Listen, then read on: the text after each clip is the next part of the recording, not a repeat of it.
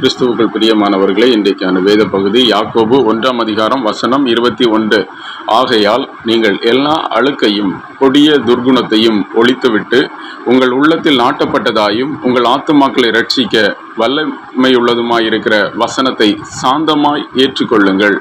இன்றைக்கான வேத பகுதியில் நம்ம பார்க்கலாம், நம்முடைய உள்ளத்தில் அழுக்கு இருக்கு, கொடிய துர்குணம் இருக்கு. இவைகளெல்லாம் நம்மை விட்டு ஒழிய வேண்டும். அதாவது நம்முடைய இருதயத்தை விட்டு, இருதயமே பொல்லாததும் மகா திருக்குள்ளதுமாயிருக்கிறது, அதை அறியத்தக்கவன் யார்?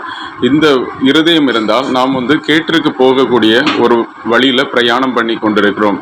இந்த நாளில் ஆண்டவராக இயேசு கிறிஸ்து சொல்லுகிறார், நம்முடைய உள்ளத்தில் நாட்டப்பட்டதாயும் நம்முடைய ஆத்மாவை ரட்சிக்க வல்லமை உள்ளதுமாயிருக்கிற திருவசனத்தை நாம் சாந்தமாக ஏற்றுக்கொள்ள வேண்டும். இந்த நாட்களில் அநேகர் வசனத்தை கேட்கிறோம், ஆனால் இருதயத்தில் ஏற்றுக்கொள்கிறதில்ல.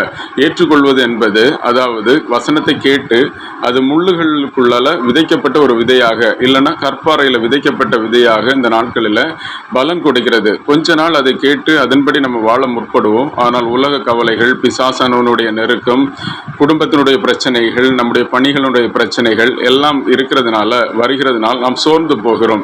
இந்த வசனம் நமக்குள்ளாக நாட்டப்பட்டிருக்க மாட்டாது.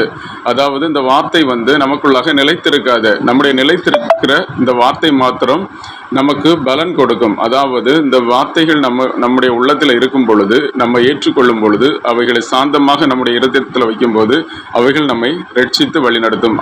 ஆமென். God bless you all.